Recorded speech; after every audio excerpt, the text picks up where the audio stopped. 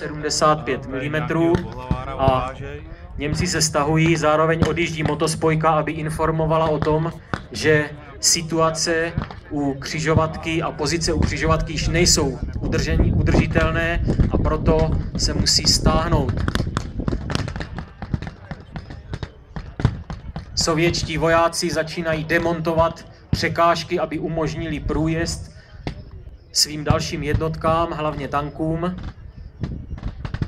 Němci se stahují, ale je to ovšem pod krytem, takže jejich týlová záštita stále ještě udržuje rudoarmějce na distanc.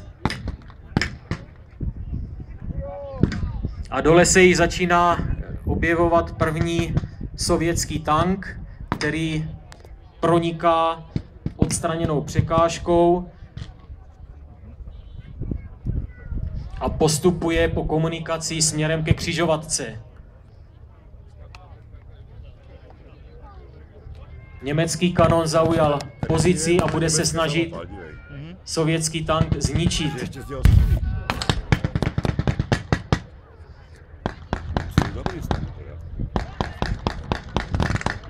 Tank veze na své korbě pěchotu, která po seskočení bude tvořit jeho ochranu, a v zákrytu za tankem postupují další rudoarmějci.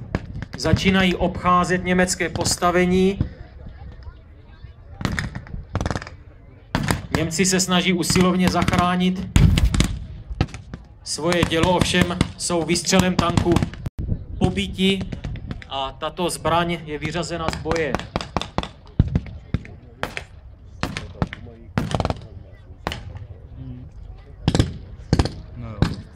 Tank, který vidíte, je právě onou lahůdkou. Je to ta starší verze tanku T-34 se 670 mm kanónem. První tanková brigáda, která bojovala v rámci ostravské operace, měla těch tanků 12. Celkem ta naše první tanková brigáda byla nejsilnějším tankovým uskupením 4. ukrajinského frontu.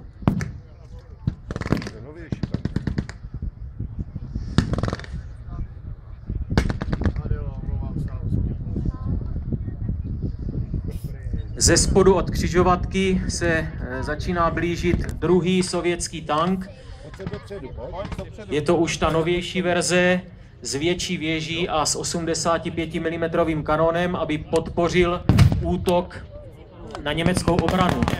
Zároveň se středem bojiště blíží další sovětský tank, který obchází německou obranu a snaží se jí dostat do boku.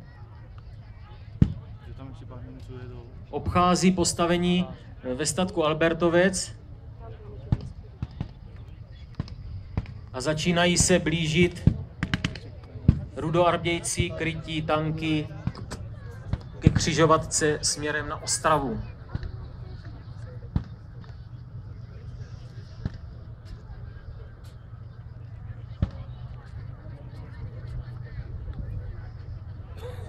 Blíží se tank s tankovým výsadkem. Pěšáci mají důležitý úkol ten tank chránit, nesnad protože by měl slabý pancíř, ale zničit případné německé tankoborníky. Do postavení najíždí také sovětský kanon na ráže 76 mm ZIS-3, který podpoří svou palbou útočící pěchotu. V rukou rudoarmějců můžete kromě pušek Mosin vidět také samonabíjecí pušky Tokarev a lehké kulomety Děchťarjev. Ozývá se intenzivní palba na obou stranách a rudoarmějci začínají obchvacovat německou obranu z pravé strany, čili blíže od diváků. Do postavení najíždí také tank, který je na věži výrazně označen nápisem ČS a naší vlajkou. Je to tank první československé tankové brigády, který doprovází doprovodná pěchota první československé tankové brigády. V boji jsou celkem 4 sovětské tanky. Dále se blíží další posily, které přiváží terénní automobily Willys. Palbou kulometu, která kryje postupující pěchotu a začíná vytvářet tlak na německé obránce.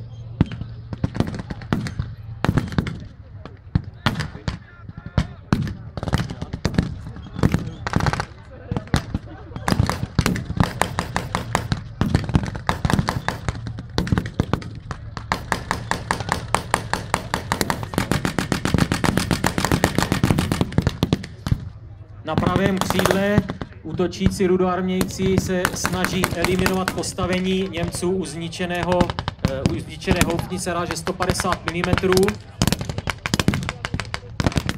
a centrální části bojiště je rozvíjen tankový útok.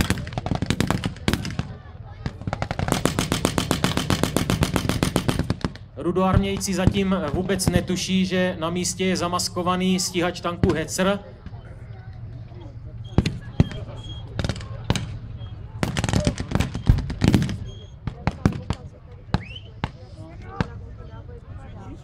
A útok je podporován postupem polopásového obrněného vozidla Half-Track a dalším jeepem.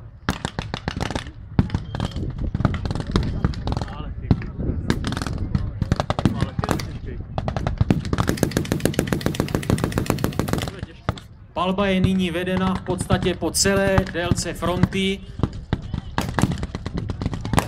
Československý tank se snaží zničit 880 německou, která nyní zahajuje boj.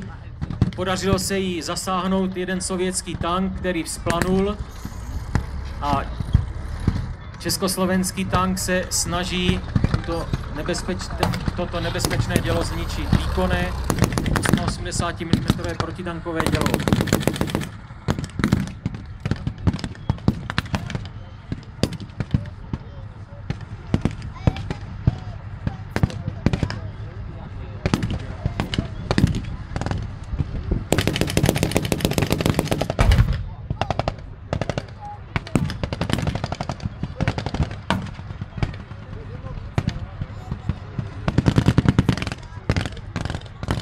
Dochází k bezprostřednímu kontaktu obou bojujících stran.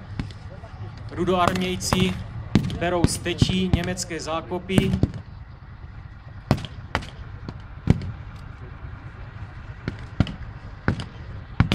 Němci se ovšem zdaleka nevzdávají. Ve střední části bojiště dochází k boji muže proti muži a vyjíždí stíhač tanků Hetzer. Ten byl doposud skryt, takže o něm útočníci vůbec nevěděli. Ten Hetzer byl mimo kanonu vybaven i kulometem, který dokázal ničit pěchotu.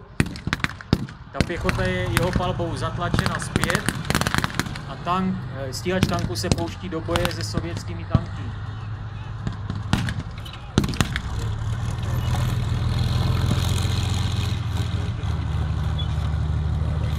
Mezitím je eliminováno postavení Němců u 150 mm houfnice.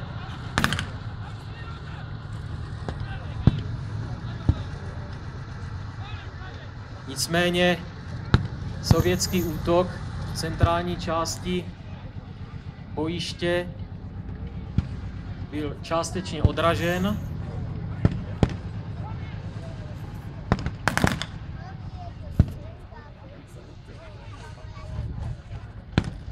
Pokud to bylo v silách zdravotníků, snaží se samozřejmě odsunout zraněné, ale často to v bojové vřavě vůbec nebylo možné, takže tito nešťastníci museli vydržet až do situace, buď padli do zajetí, anebo bylo možnost je odsunout na obvaziště. Nastává ovšem německý protiútok, do boje se zapojuje čtyřkolový obrněný automobil, který začíná podporovat německý útok. Zprava proniká stíhač tanků Hetzer, který zatlačuje útočící rudoarmějce zpátky k postavení u statku.